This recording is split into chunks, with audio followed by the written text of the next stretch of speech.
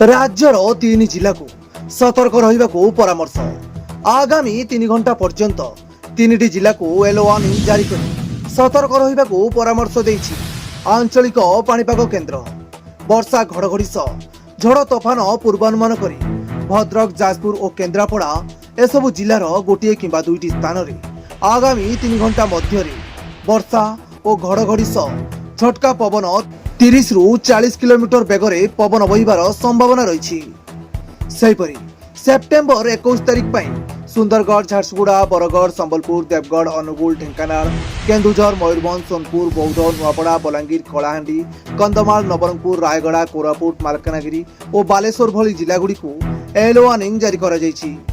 एसबू जिलागुड़िकर गोटे किंबा 2टी स्थान रे प्रबल घड़घड़ी सह झटका पवन 30 ରୁ 40 किलोमीटर बेगरे प्रति घंटा हेबार संभावना रही। Report 10 TV.